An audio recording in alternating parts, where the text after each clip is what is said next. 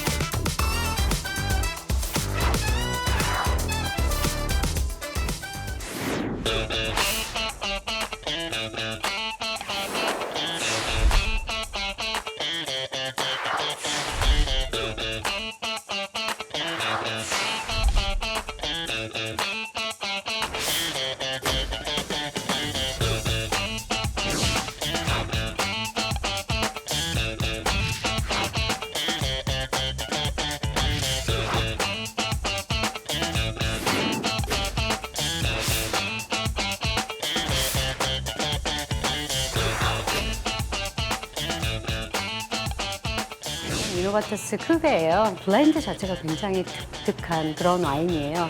피노누아르하고 시로하고 그다음에 캐버네 프랑c 이 세 가지 품종은 세계 어디에서도 잘 블렌드하지 않는 그런 품종인데 그런데 이노바투스는 이름이 이노베이션, 정말 혁신적인 그런 와인 메이킹을 해요. 특히 보르도와 부르고뉴와 론 지역의 포도 품종을 블렌딩하는 이런 독창적인 와인 메이킹도 하고 있고요. 거의 아무 데서도 잘 시도되지 않는 비오니의 스파클링 와인을 만들기도 해요. 소믈리에로서 굉장히 자부심 있게 판매할 수 있는 그런 와인이어가지고 아주 많은 관심을 갖게 되었습니다.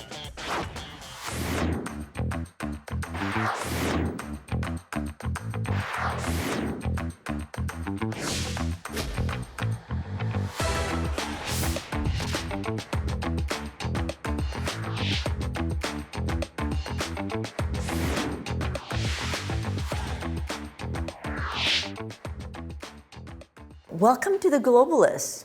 Thank you for having me. I don't think we've ever had a winemaker on our show, so we're very glad to have you on the show. I'm glad to be here. Let us start off with your wine, your baby, your brand, Innovatus. We have a lineup of your brands here. Tell us about Innovatus and what kind of wine that you produce.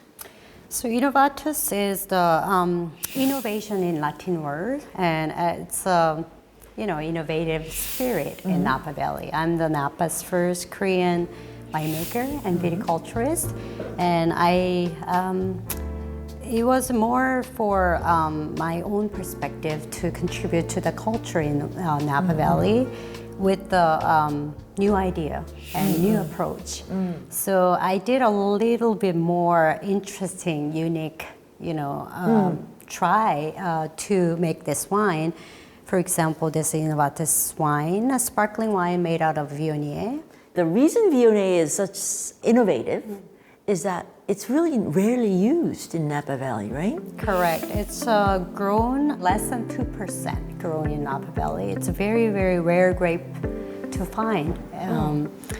When I was at UC Davis at school, one class has a viticulture class, which is vineyard. You have to learn about the farming and vine.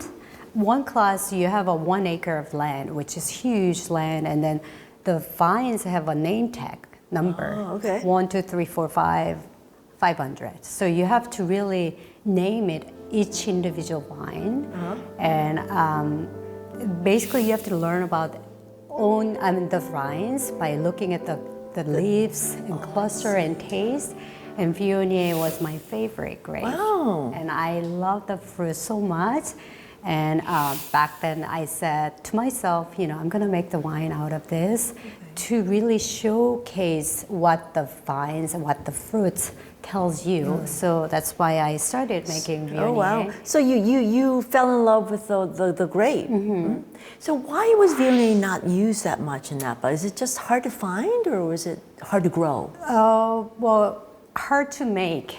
Actually, the fruit is very pretty and very aromatic, but it's hard to make it good balanced Viognier because sometimes it has a lot more aroma, not giving really have a foundation of the texture.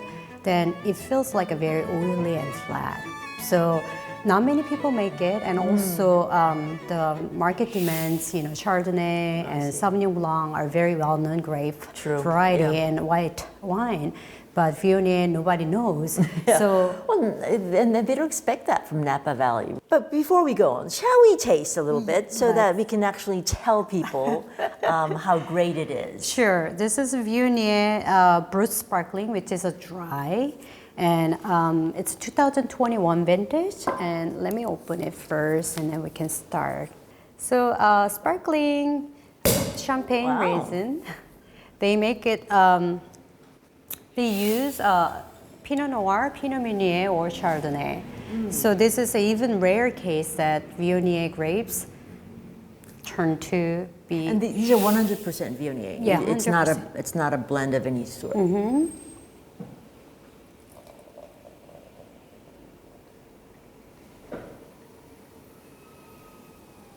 It has a darker color. So Viognier is a little bit more yellowish grape. Sauvignon Blanc is more greenish. Yes. And Viognier has a little more yellow toned.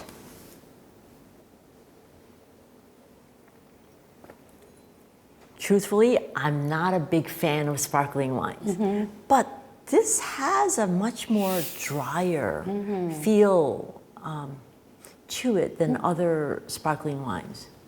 On the sparkling wine making process, at the end, there is a step called dosage. So the last step, you put it back a little bit of a sugar to it. So there is a dosage level depending on the style of what you want. So I don't like a sweeter wine, so I make it very dry sparkling, but it's very well balanced. So it's more your saliva makes it the taste is sweeter. So that's what I want. But other winemakers has a different boundary between fruity and sweet that is hard to. I like a little bit of fruity, but when it wanders into the sweet area, then I'm stepping away. But this has a little bit of both. How has it been received? I mean, you've been recognized, obviously, but tell us in terms of nominations, competitions, something that would tell us how great this sparkling wine is. Yeah, so in Napa, there is a very, very famous, world-renowned culinary school called the Culinary Institute of America, which is called the CIA. They use the name even before CIA. Even before the other CIA. Yeah, the other CIA. The Culinary Institute of America select my wine as their, selection. They have my Viognier and also Pinot Noir too. Pinot Noir. Yeah. That's a very prestigious selection. You're also known for your blends. I guess that's the cuvée. Tell us about the cuvée and your blends that have been also very highly noted in Napa. I launched my brand Innovatus 2014, so it's been 11 years. Think about you have all kind of material, but which one you choose that brings out different art piece. And I didn't want to make it Pinot Noir single variety 100% Pinot with that because it has a little bit more body to it. So I tried to figure out how to make it more balanced wine with this, with this style of a Pinot Noir.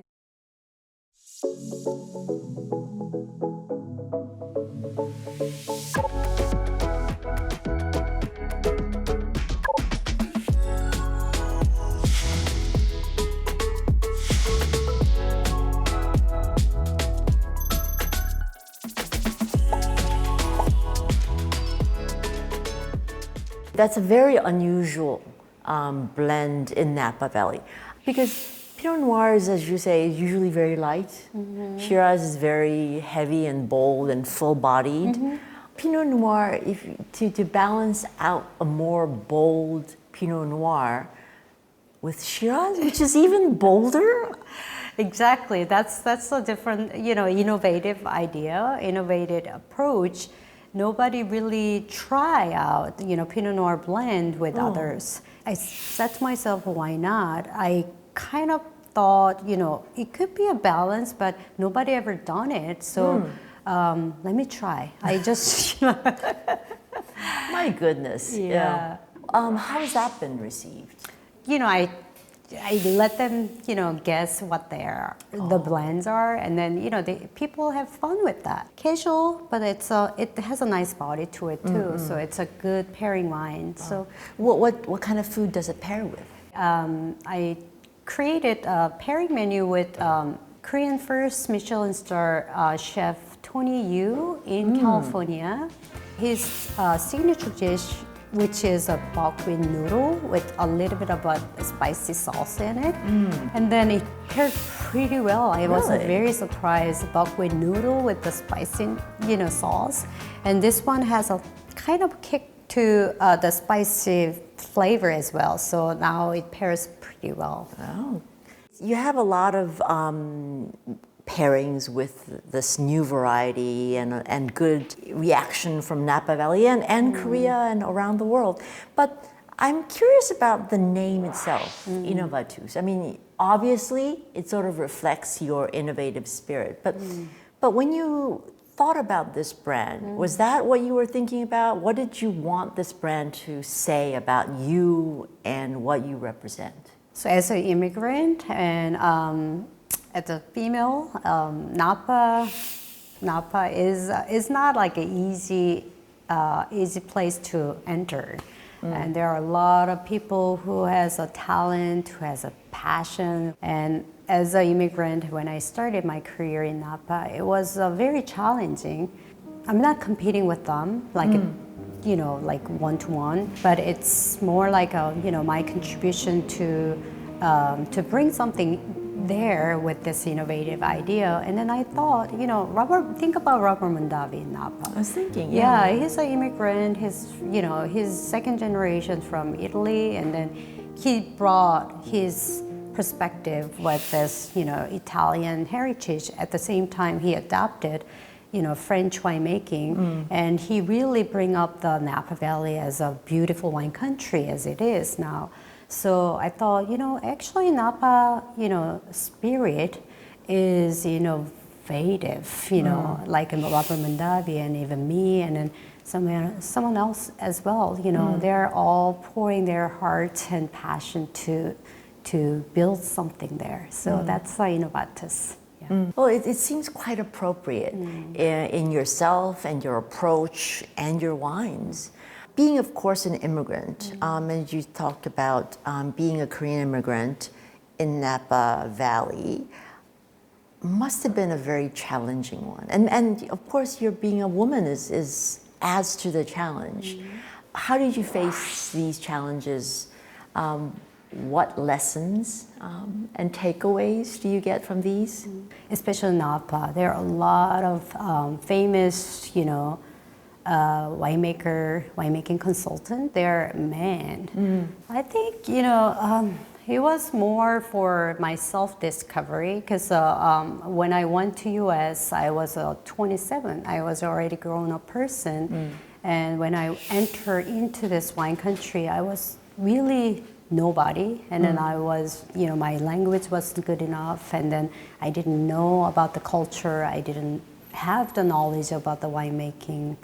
Luckily, I was able to do a little bit different from others. So before I launched my brand Innovatus, I was making wine for others, private labeled wine, so that I can improve my winemaking skill. At the same time, I'm focusing on just production only. So I've been doing it, making wine for others, and then later on, just little by little, make a decision. You have a direction to go, but you making a decision, little by little, always helpful.